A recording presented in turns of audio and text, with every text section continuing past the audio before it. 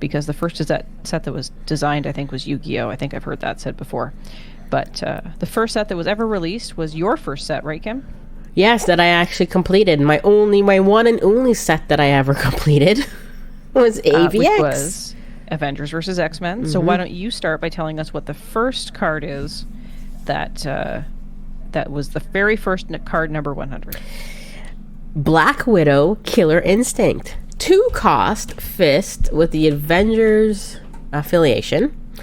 It is going to go out on a limb, Kim, and say that this is a card that probably people didn't play with because there's a better Black Widow. Oh, probably. The super rare. So exactly. This is the rare version. When fielded, spin one target opponent's character down to 1 level. Now her stats. Down to level 1. Yeah. Down to level 1. So you can go from a 3 to a 1. Her stats are 021, 022, 133. That's okay. I mean, it's okay. But Serena's better. Yes.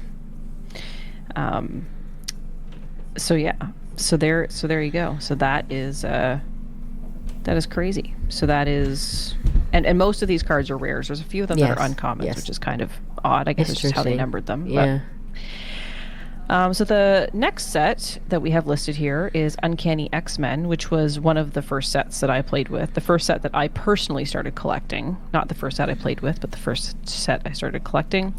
And that one is Captain America, superhero, who is a 5-cost shield with the Avengers affiliation. And he has the ever-popular keyword, heroic. Now you're going to tell people what heroic is. Let me read the card first so I can look it up. When fielded, Captain America may pair up with a different heroic character until the start of your next turn. While Captain America is paired up, he and his partner each gain +4 attack and +4 defense. And his stats are 133, 254, and 255. Those stats seem very small in comparison to what we're seeing in Modern for a 5-cost. Wouldn't you say? Paired up. Yeah. I'm just wondering, I've never seen paired up before. Well, I have heroic. And the fantastic keyword heroic reads, dice with heroic can pair up with other dice, different character, that you control that have the heroic ability. Place paired up dice side by side. Heroic takes place at the same time a character is fielded. Dice may only be paired up with one other die. The new partner replaces the old one. They attack and block separately. So you feel this character with heroic. Yes. And you pair it up with another character that has heroic? Yes. Okay. So basically, in order to make heroic work, you need at least 2 character dice that are different that have the keyword heroic. And then they get to use their heroic ability. Which in this case is he and his partner each gain +4 attack and +4 defense. Although it's interesting here that it says it only pairs up with a different heroic player until the start of your next turn. Because it's a when fielded, so you have to get rid of it. I guess, but it's like then it just kind of sits there, right? Yeah. Because you only pair them up when something's fielded, so you have to keep fielding something with heroic to keep this going. I guess that was the one and done of heroic, right? It never came back after that. I don't recall. So, but yeah, so that's a card. Mm-hmm. Interesting. So moving on from BFF, which is Battle for Faerun. Yeah, Battle for Faerun. Best friends forever. Dro Assassin, Paragon Humanoid, 4-cost bolt, monster affiliated, rare. At the end of the attack step, knock out all adventurers engaged with this character. And this character also has the evil alignment and equip token. So 032. So you can equip it with gear. 142 144. So this feels a little bit like an early version, perhaps, of Deadly, Kim. Yeah. Although Deadly happens at the end of the turn, not the end of the attack step. And of course, it affects all characters that were engaged with this character, but it's sort of similar. It could be like an early version of that event. But you have to do it only in set because you have to do it. It only knocks out all the other adventurers. So, right, absolutely. Yeah. But I'm just saying, like the concept sounds similar to Deadly. Yeah. Like this could have been something they came up with, and they're like, oh, maybe we can call this Deadly. Right. True. So, okay. So moving on. We have from set number Yu-Gi-Oh!, which, for interest's sake, I own a factory set of. And never opened it. Has not been opened. It is still in my cupboard, sealed, just the way it was when I brought it home from Memphis in 2019 when I bought it from world champion Ben Sid Scott. So this is Sangin, Sacrificial Fiend, 4-cost shield, and it says, when this monster gets knocked out, you may pull 2 dice from your bag. If both are monsters, put them in your prep area. Otherwise, return them to your bag. And monsters in Yu-Gi-Oh! I think are characters, right? Yeah. So that's one of those compatibility wording things. Yeah. Monster equals character. The stats on this are 021 122 132. So it's pretty easy to knock out, so that's good. And then you get to pull the dice. If they both are characters or monsters, as Yu-Gi-Oh! Calls them, you get to prep them. Otherwise, they go back to your bag. That's actually a pretty good ability. I think of the 4 cards we've read so far, it's probably the best So far, one. the best one, yeah. So far, yeah. We're going to have to rank these at some point, Kim. I think, just looking at it, I'm sure the modern ones might be better, but we'll see. Well, we'll see. Continuing on. From Justice League. Solomon Grundy died on a Saturday. 5-cost shield, villain, and Legion of Doom. KO any character of a lower level engaged with Solomon Grundy after damage is dealt. He's a 1/3/3, 1/4/4, 2/5/5. So I guess that would work best if you had like a force block or a force attack. KO any number of lower level engaged. Yeah, so then you have anything that's lower level, block him. KO any character of a lower level engaged with Solomon Grundy. So like if you attacked with Solomon Grundy and you force blocked some people, with whatever force block is available. I don't know what was available in Justice League, but today you could use something like Doom Lance, the basic action that forces your opponent to block with all their character dice. You attack with him, and then anything that is lower level gets KO'd. He might also get KO'd, but that's okay. Well, yeah. You want him on your level 3, though, probably, if you want. Yeah, absolutely, because then you're going to take out any sidekicks. Yeah. And then also, if you didn't have the force block, then your opponent might just not block him if they don't have someone who's an equal or higher level. Mm-hmm.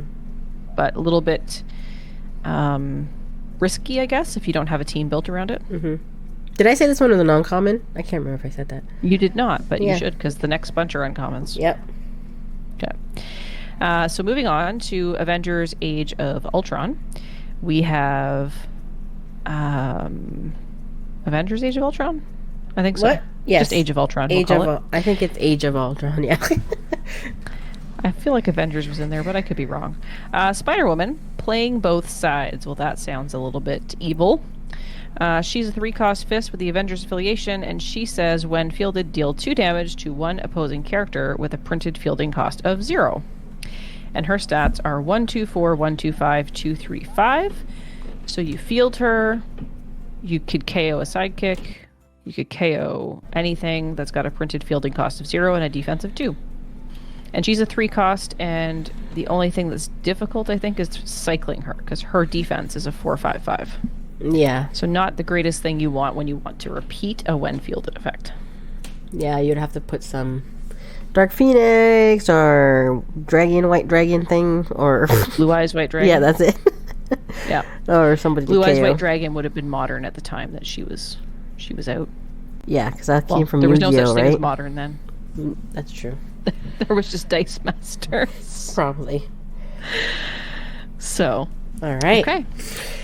Next is From War of Light, Spectre, Blinded by Sin. 6 cost, I was going to say lightning bolt, but it's bolt.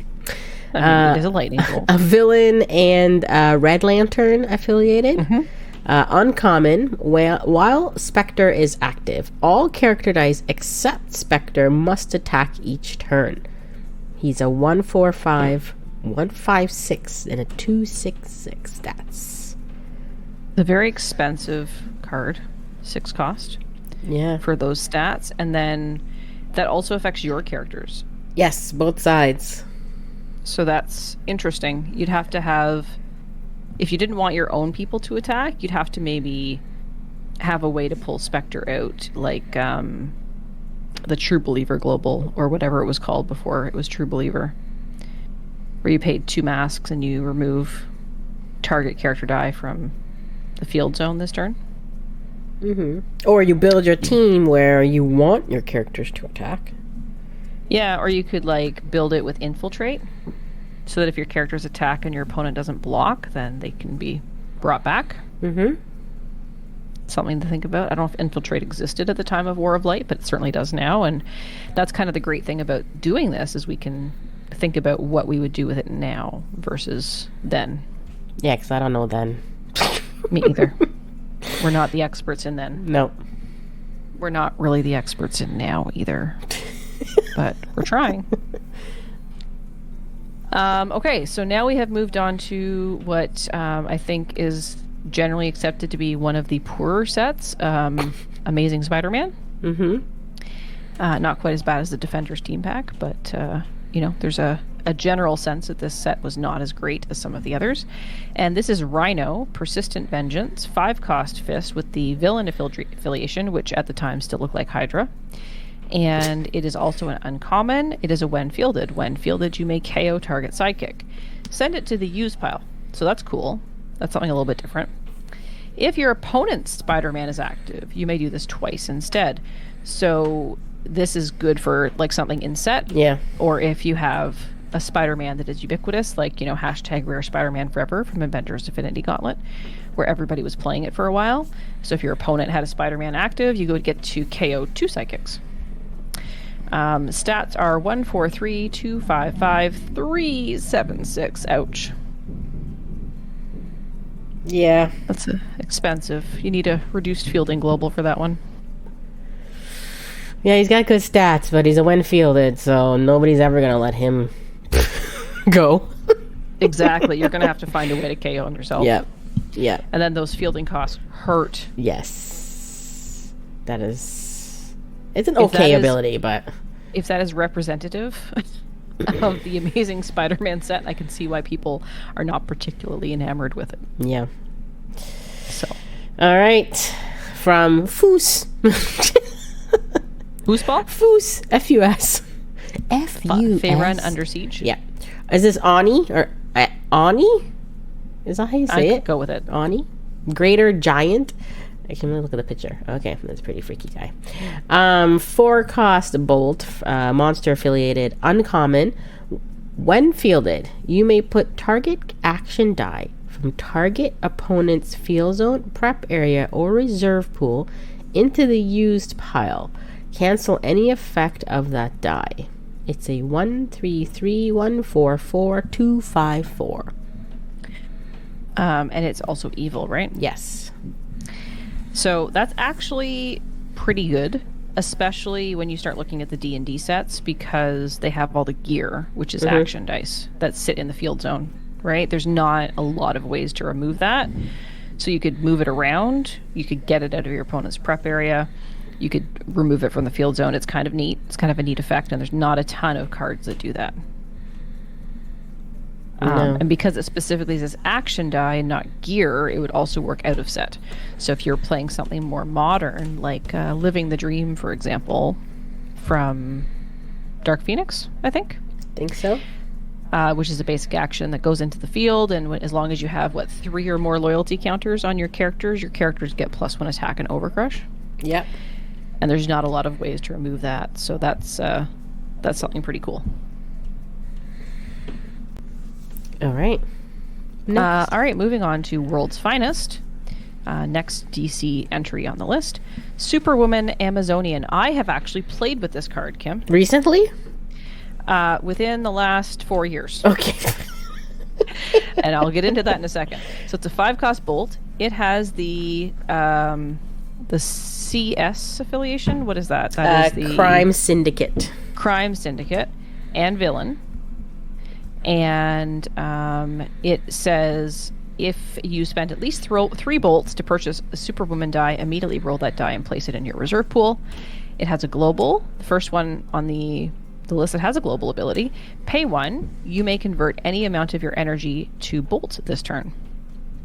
So you can actually get the bolts that you need in order to use her effect, which allows you to immediately roll it and place it in your reserve pool, hopefully putting it on a character face, right? Mm-hmm. So her stats are 142, 253, 374. Again, that through level 3 ouchie for fielding costs. Now, I used this back during the dark days when Rob and I were doing Dice Masters videos for Dice Station Zebra, and I ran a DC themed like campaign of Dice Masters where I sort of threaded a story around it, and this was the Superwoman that I used.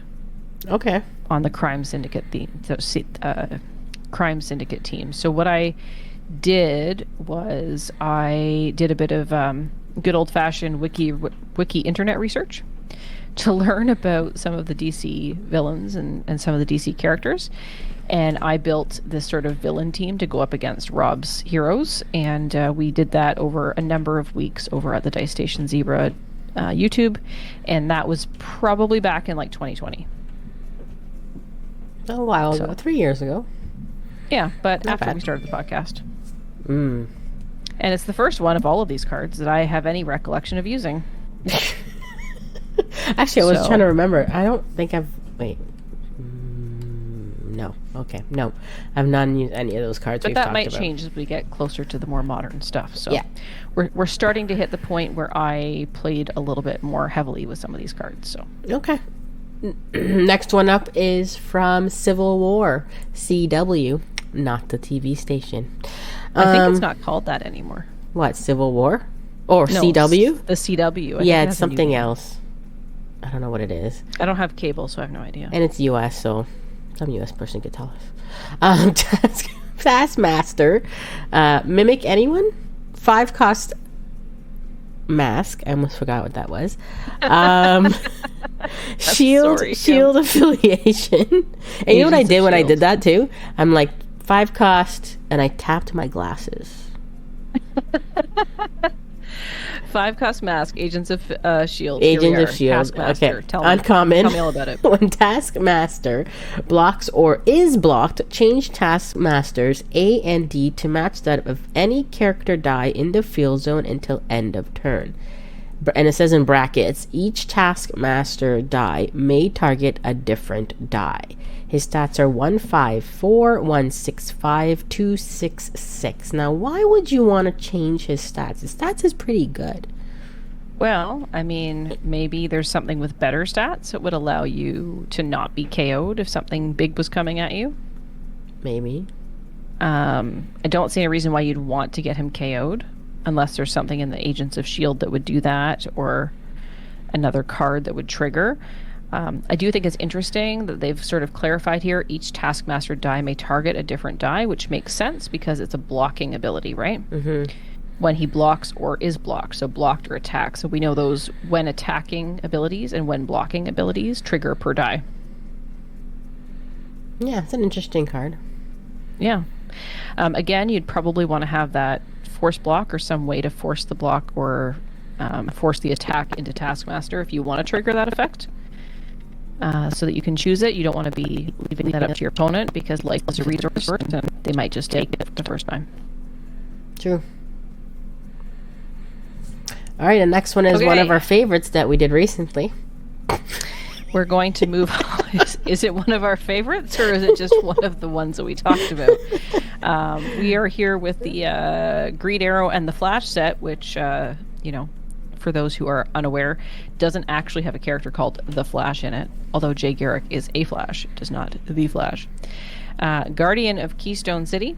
It is a 4-cost crossover character, Bolt Shield, with the affiliation of JSA, Justice Society of America. And it says, while Jay Garrick is active, the first time you field a Bolt or Shield character die each turn, you may take 1 damage and move a die from your use pile to your prep area, or 2 dice if the character is a Bolt and a Shield. Stats are 0-1-5, 1-2-6, 2-4-7, good blocker with those big beefy defenses. The fielding costs don't feel so bad. And this, of course, is the first set that foils appeared in. Mm-hmm. So the foiling of cards in the main set has now begun. So, Cool. and we talked about that in episode 99, didn't we, Kim? We did when we did JSA as our affiliation, our random affiliation that we picked.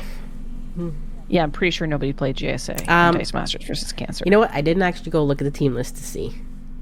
I didn't either, but I'm pretty sure no one did. I will do that as a homework for our next episode. Okay. All right. Next up is Deadpool. DP. Oh yes, I thought you meant the character's name was Deadpool. No. I'm like, what are you reading? Lockjaw, King's best friend. 3-cost shield has the what's that affiliation? Inhumans. Inhumans. That's it. While Lockjaw is active, before your Clarion draw step, name a non-sidekick die. If you draw that die, gain 1 life, and each of your Lockjaw dice gets +1 and +1A and +1D. His stats are 0-1-3, 0-2-4, and 1-3-4. Meh. I mean, I like abilities like this that are a little bit out of the norm, right? So it's a different step. It's before your clear and draw step. So essentially it's almost before the beginning of your turn, basically. But at the same time, it's at a weird point in the turn order that you are probably going to forget to do it. Yeah, probably. And then you're going to be like rolling dice, like, oh, I forgot to attack. I forgot to name the thing. Mm-hmm. So, all right. Moving on to the Batman. It's not called the Batman. It's just called Batman.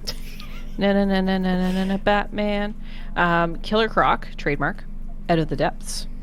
7-cost Fist, villain affiliation, rare. When fielded, KO all level 1 and level 2 character dice, which would have been great if it just stopped there. But it doesn't. It keeps going. With an attack less than Killer Croc. Killer Croc's attack is 144, 255, 277. So if you get him on level 3, it's pretty good. That's a likely lot. that you're going to get rid of a lot of dice. Yeah. But on that level 1, like with a 4 attack, you might only be getting rid of sidekicks. It's not. Well, it might not be too bad if the person has a lot of sidekicks in their field, though. It's a 7-cost card, Kim. So I think that, like, when fielded, KO all level 1 and level 2 character dice full stop for a 7-cost would be amazing. But with the A less than Killer Croc puts a bit of a downer on that one. Yeah, I would agree. 7 cost is a little steep. All right, shall we move on? Let's do it. Guardians of the Galaxy. Moondragon. Psychic Warding. 5-cost shield. Guardians of the Galaxy affiliated. Rare. Surprise. While Moondragon is active, when you field a Guardian of the Galaxy character die or affiliated character, spin all your Guardian character dice up 1 level. Nah.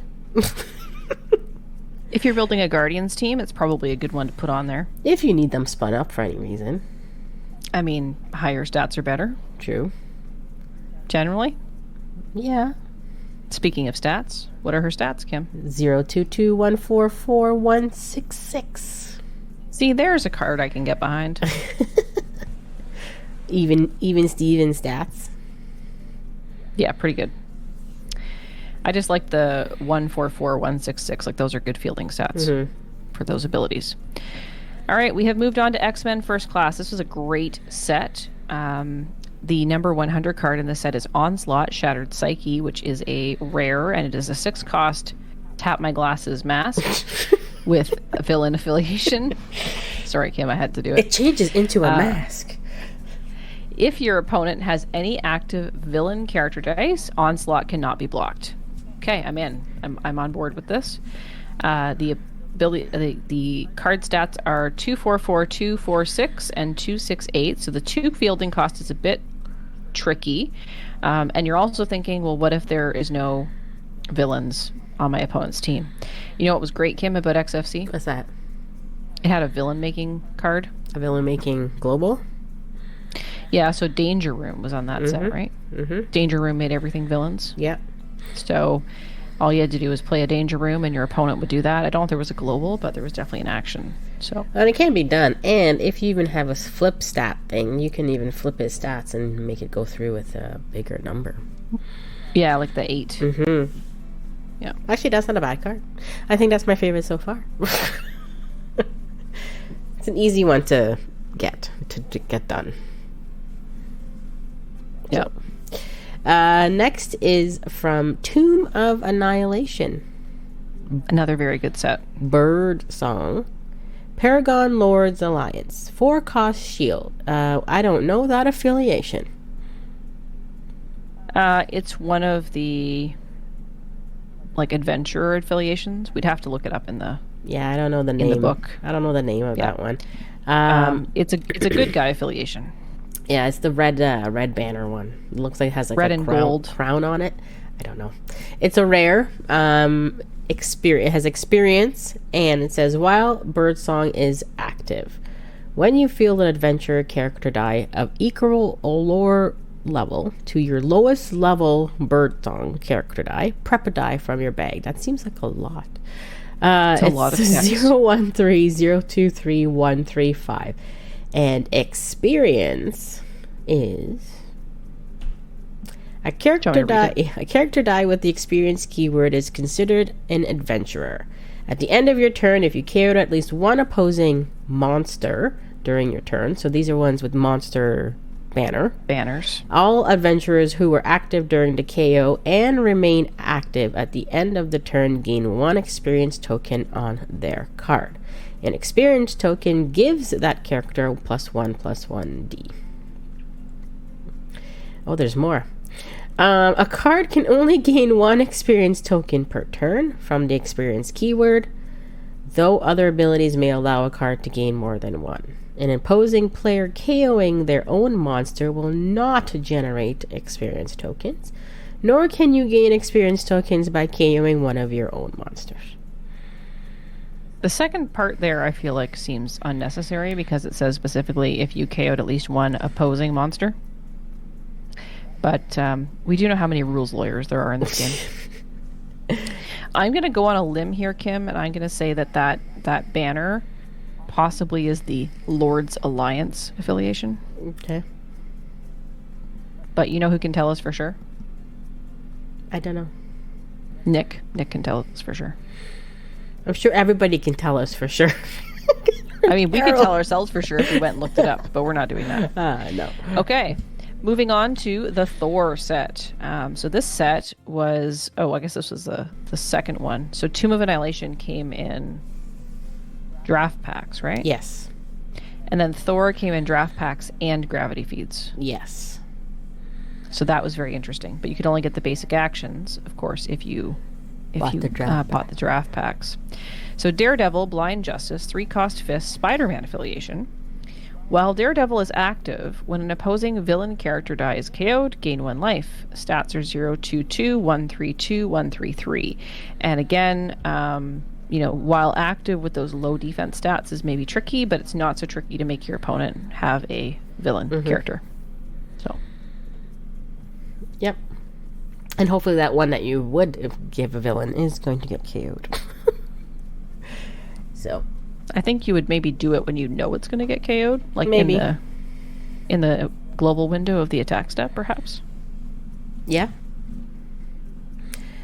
Next up is Infinity Gauntlet. Black Panther might... This is the... Sorry, Kim. Yep. I'm going to interrupt. This is the first set that launched after we started the podcast. Was it that long ago that this came out? Infinity Gauntlet came out in 2020. Really? It doesn't seem like that. But Yep. okay. Black Panther, Might of Wakanda, 5-cost fist, Avengers affiliated, rare. When fielded, your opponent must pay 1 or 1 life for each blocker they declare this turn. 042, 152, 182. What a jump there.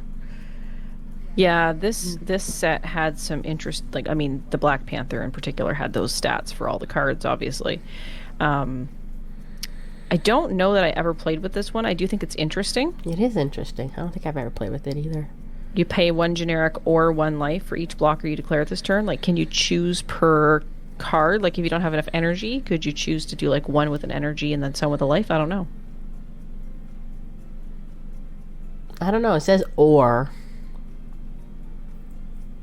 And it's for each, right? I wonder if they did any. I was gonna say, I wonder if there's any rulings on that one, but I don't think anyone was playing with it. And at the time that set came out, the rules forum was not particularly active. So that would be an interesting question if you could break it up.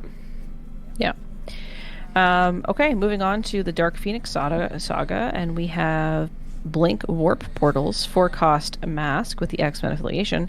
Rare, while Blink is active, once per turn when your opponent uses a global ability, you may pay a mask and a life to cancel that global ability, and her stats are 013, 123, 135.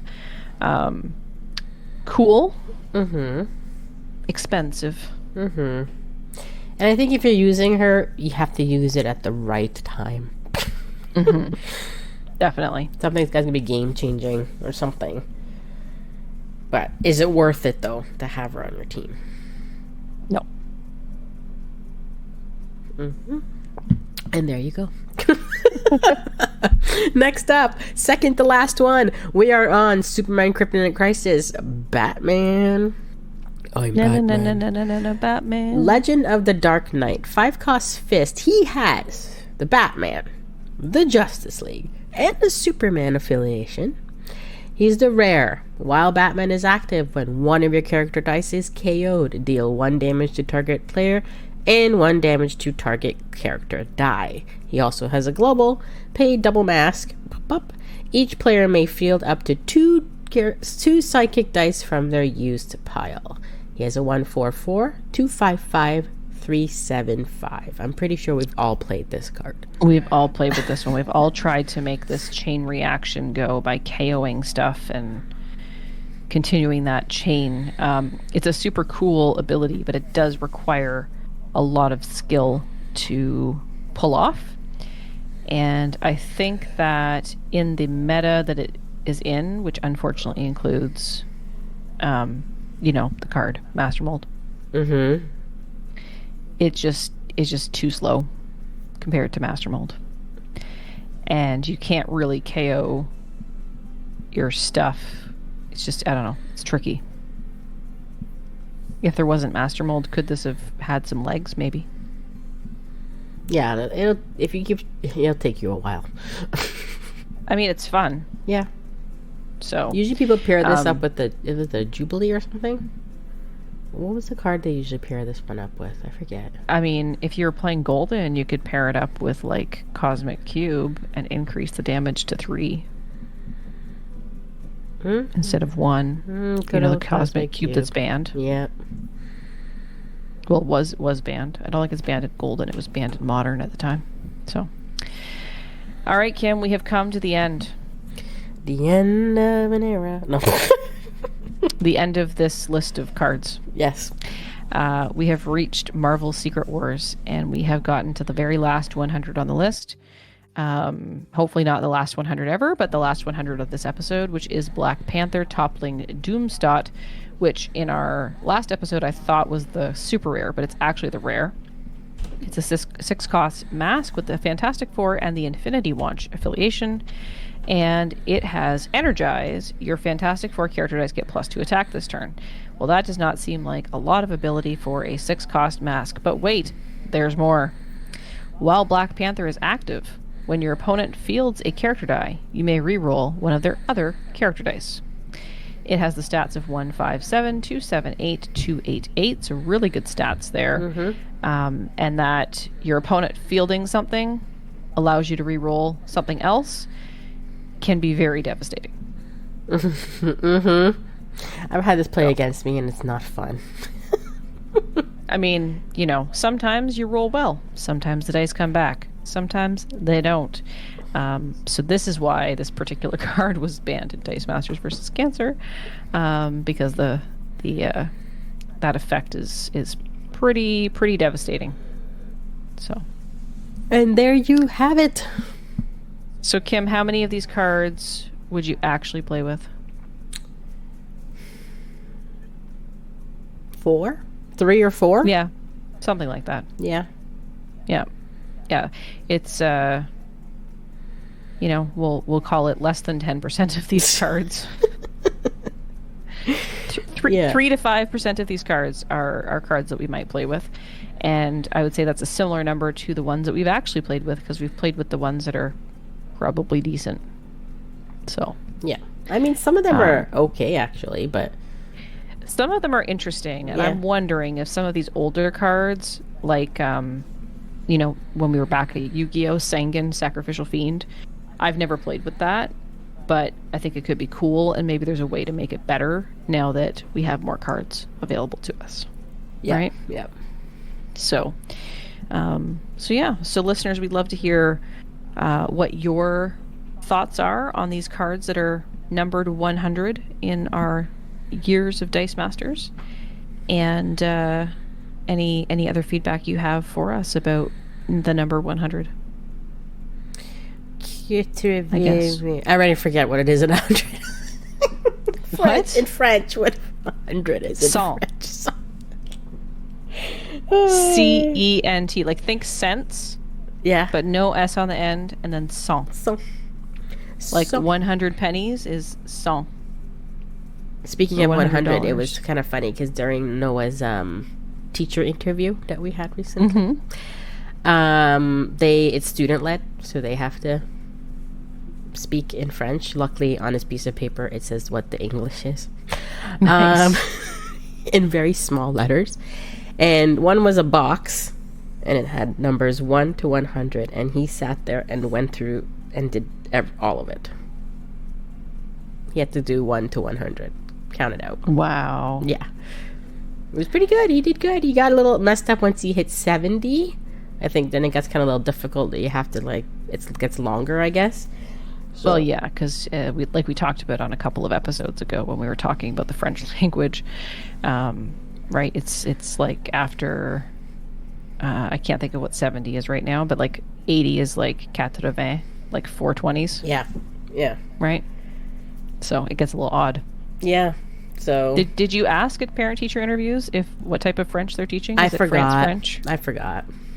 Kim. You would missed think your homework you again. would think it would be Canadian French, but I will have to ask next time I see Madame. The Madame. There you go. Madame. Yep. So yeah, anything else on the number 100 cards? No. You? No. Do you think that we could put together like a decent team Out of the of 100? cards? Like there's 22 cards, right? Yeah. So there's enough cards for us to make 2 teams plus have 6 cards left over. I wonder what a team would look like if we built it just with those cards. I mean, they're all kind of one-offs, but I mean, none of them really go together, but it'll be interesting to build a team. Are you challenging? We might do that. Are we challenging Maybe we this? should. Maybe it's time we did a video, Kim. It's been a while. It has been a while since we've had an episode video. Yeah. And I have a little bit marginally less work travel in the month of December, so we might be able to get a video episode in. All right. I have another homework we have to do is build a team from the 100 list. Yeah. And if you, listener, would like to build a team from the 100 list and send it to us, we are all ears. How come there's no basic actions with 100? Because the basic actions are usually numbered at the beginning of the set. That's true. They're 1 to 16 or something like that, right? Yeah, we'd have to pick like a different number for that. 1? Like maybe 4. Why 4? Because it's almost 4 years of podcasting. Oh, true. Or we could do 10, because 10 is a derivative of 100. We'll have Or to one. decide that. We'll think about it. Yeah. So yeah, that's something we've got. Anything else on 100, Kim? No, I'm good. Okay. So I just want to cover off a couple of things that we got in feedback about episode 100 from our fantastic listeners, such as yourselves out there. So we heard from our friend Andy May, who sent us an email at a double double and dice.com. That's not how this works. How long have we been doing this for? 100 episodes. Triple D podcast at dm-north.com. Andy says, congratulations on 100 episode. It's been a great 4 years almost of listening. Thank you too for doing what you do to keep the game in front of mind of players and keep things interesting during the doldrums we had lately. So thanks, Andy. We're glad that you are enjoying it and that you feel that we're keeping things interesting, because we're trying. We try. So, and then we got another comment here from White Spider 1066, who you might recall is named Darren. It's called Darren. And he shared some feedback for episode 100. And he says, congrats for reaching 100 episodes and looking forward to the next 100. I know I'm a new listener and haven't been with you for the whole journey, but I thought it's worthwhile to share while I started listening on a regular basis. I think that's fantastic. I'm really glad that Darren shared this.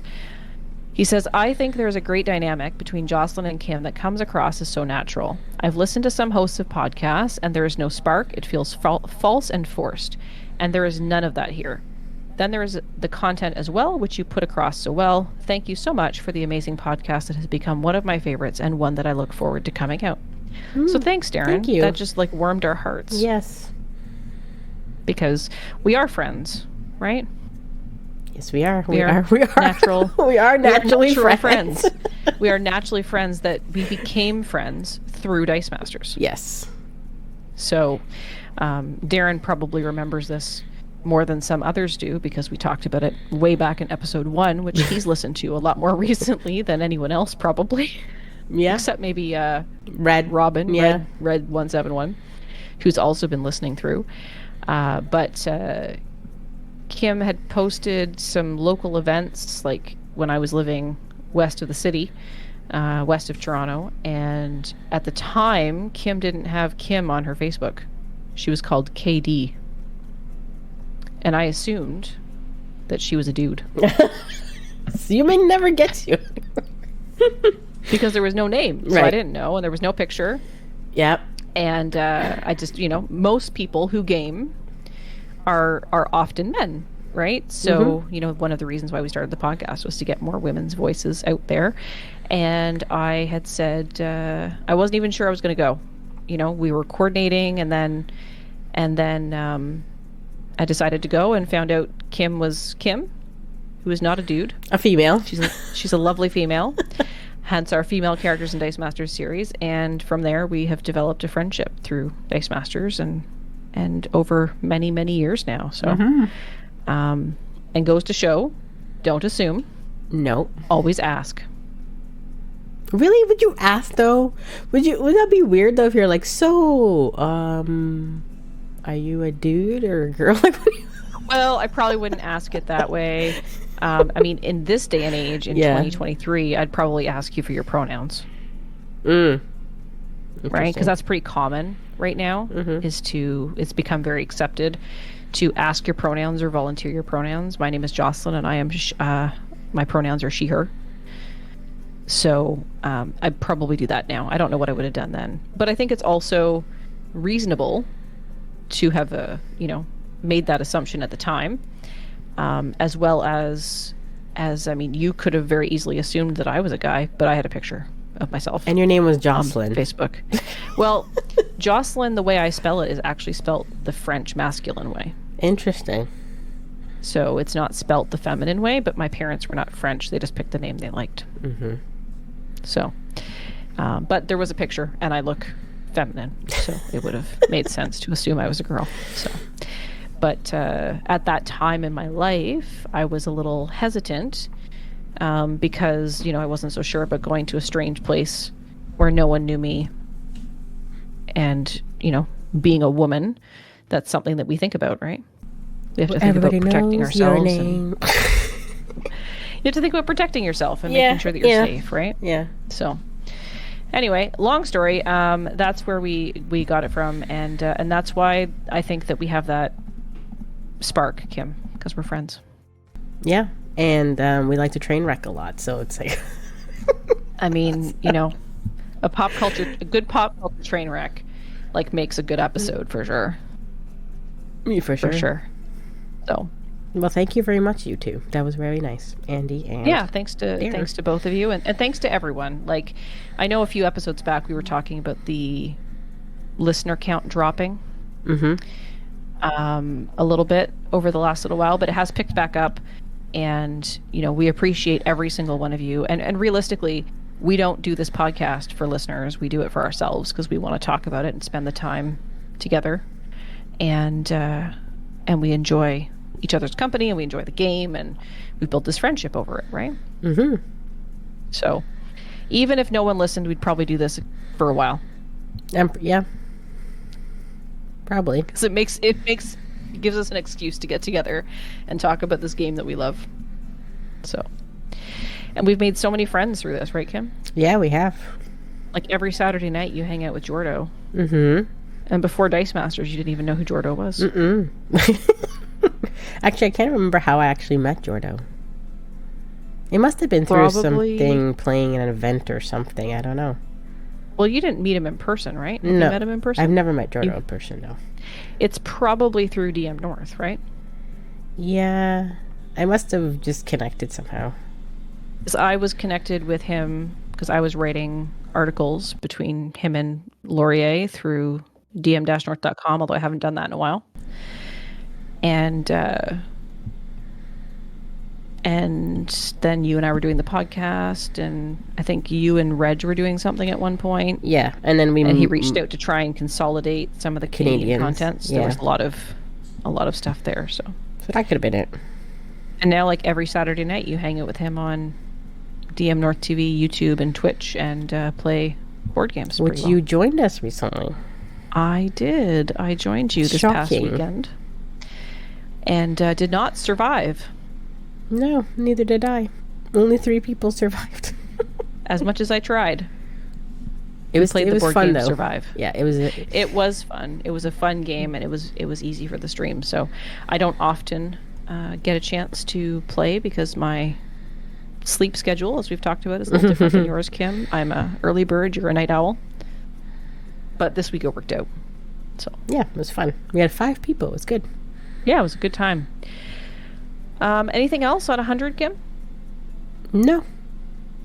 Okay, so on that note, I will sign us off and remind everyone all the places they can reach out to us. We do have some other feedback that we got from episode 99, but we're going to save that for the next episode because we really wanted to focus on episode 100 here. So you can reach out to us in all the usual places, which includes sending us an email at triple-dpodcast@dm-north.com.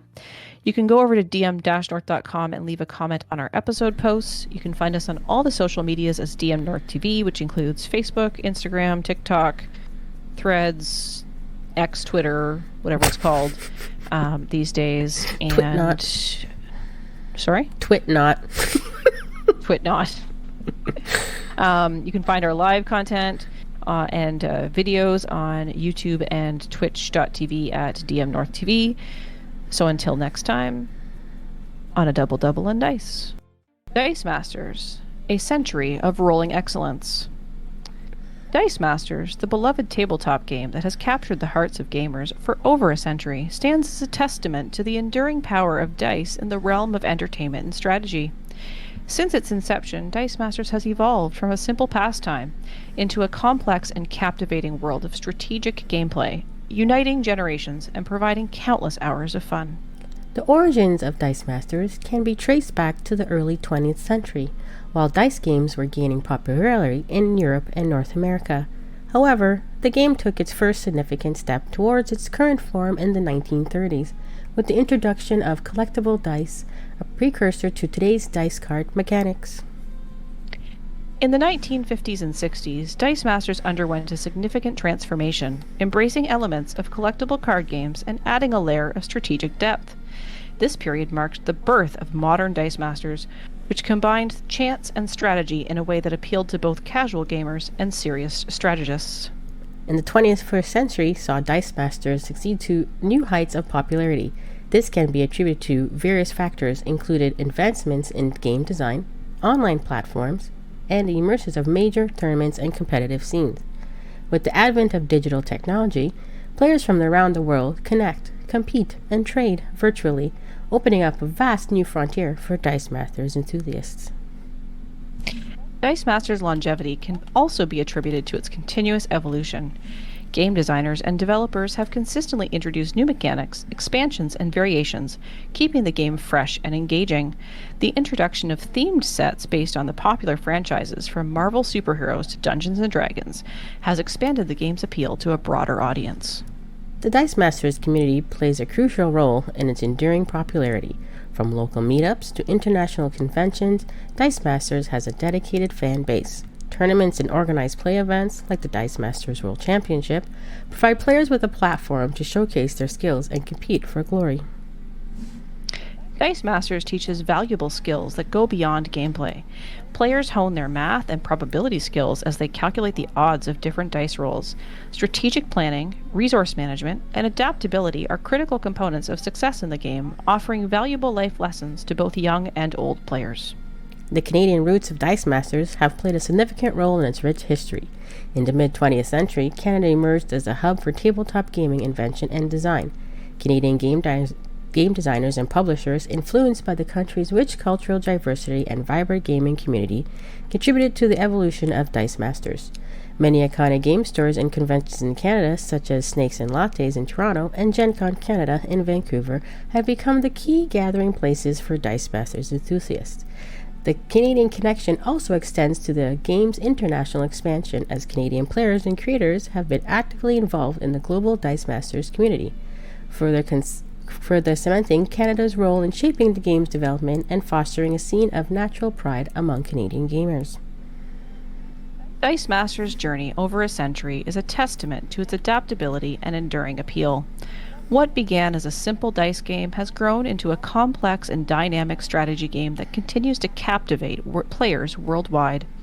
Its rich history, the evolving gameplay, and the dedicated community ensure that Dice Masters will continue to roll its way into the hearts of players for generations to come.